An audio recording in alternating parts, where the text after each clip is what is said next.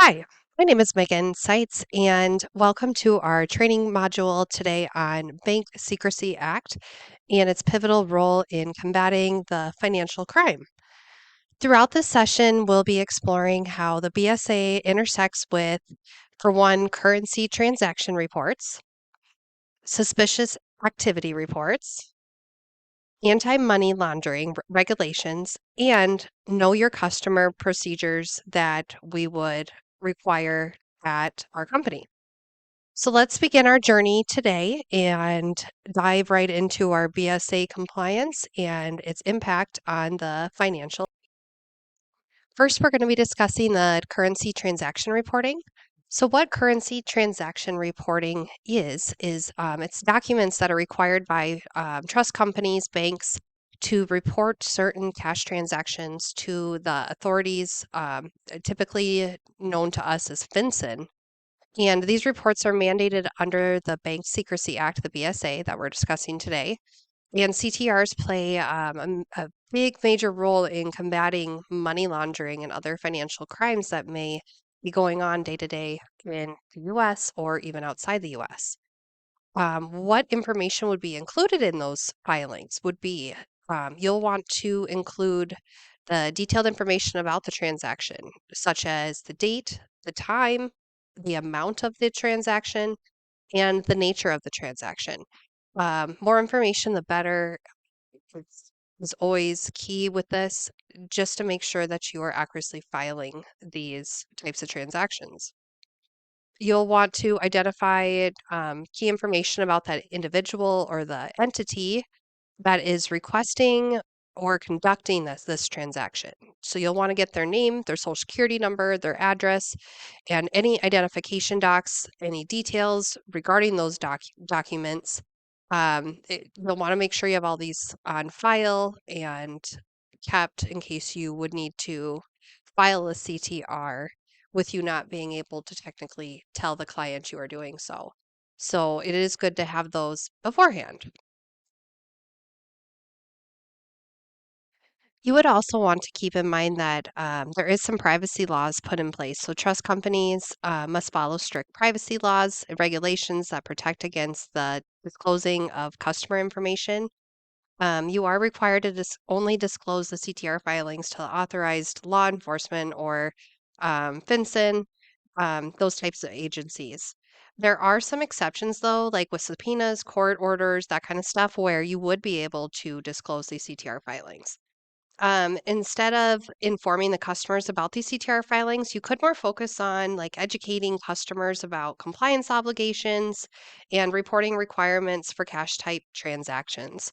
We do list those also in their acknowledgments to closures when they do onboard as a client here at our company, but it always is good to give them a friendly reminder about this if you feel like we're tiptoeing towards that nature. Customers can also be made aware of reporting requirements through these account agreements, like I just mentioned. And there's also a lot of companies may provide educational materials. I know we do at our company when they're opening up these documents too on what they are expected as a client at our company. The types of records you'd want to keep would be a copy of the CTR, the supporting documentation that would include the account records, identification docs provided for the transaction, and any type of relevant information that would verify the nature or the purpose of this transaction. You would want to keep these for a minimum at least of 5 years. This is a requirement.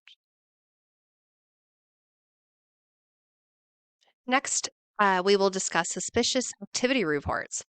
So, what a SARS are is a document filed by a trust company or another financial institution to report suspicious or potentially illicit activities that would indicate potential criminal behavior going on.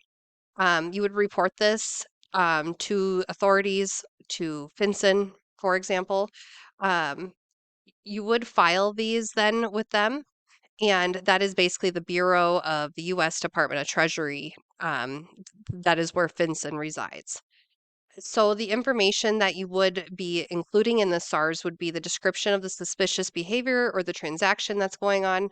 the identification, contact info of individual or entities that are involved with it, details of the account, transactions, the use of the transaction, that kind of things.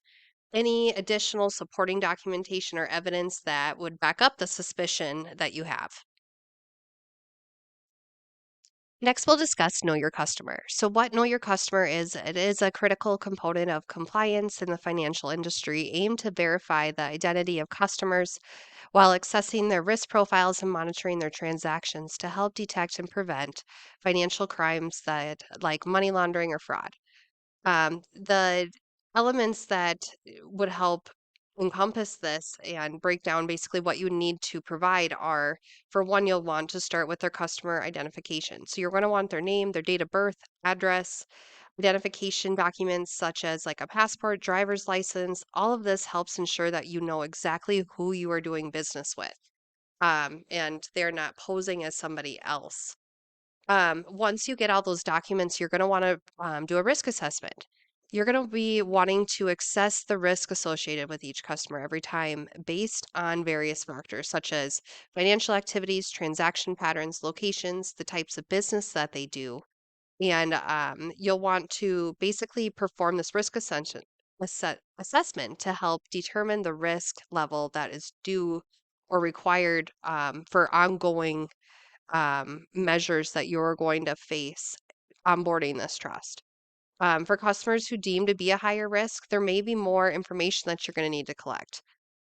You may have set expectations in place that you will want them to meet, basically boundaries of things that you would not be comfortable with them doing. Make sure everything is on the table before you onboard and make them a client, that they can actually fulfill their end of this bargain. You're going to want to continue these transaction monitoring. So you're going to want to do some ongoing monitoring of these customer transactions to see if there's any unusual or suspicious activity that would show you any potential signs of illegal behavior in the past.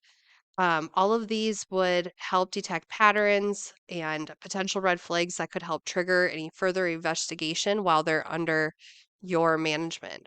How this was monitored is by we have controls in place by our company.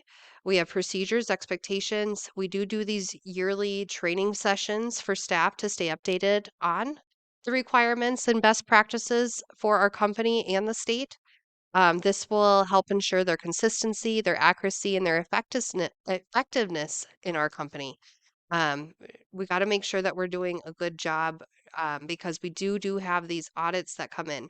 We have some internal audits set in place to help protect us, but we do have these external audits set in place by the Division of Banking that come in a minimum of at least 3 years. They can come in earlier if they expect anything. Lastly, we have anti-money laundering. What anti-money laundering is it is a set of laws, regulations, and procedures that are designed to prevent criminals from disguising illegal obtained funds as legitimate income. The importance of this would be it would combat financial crimes. It can help disrupt the flow of illegal funds and prevent criminals from utilizing the financial system. It would help protect the integrity of the financial system. AML helps safeguard the integrity of the system by giving transparency, accountability, compliance with legal and regulatory standards that they have set in place. It also would help enhance their global security and stability. It would do this by disrupting operations of criminal organizations, terrorist groups, or even scam artists. AML does help lower these chances of crime happening. The regulations enhance reputation and credibility for financial institutions like us and our trust company. To wrap up our training session, I have included our expectations of our trust company that we have in place. Failure to comply can result in several penalties for you or for the trust company. It does help protect our reputation here and maintain our charter, and it helps maintain our trust and confidence with our clients, investors, and most importantly, division of banking. And this would help manage our risk exposure by help mitigating our potential risks before they go unnoticed. Thank you for listening, and I hope you enjoyed. Have a good day.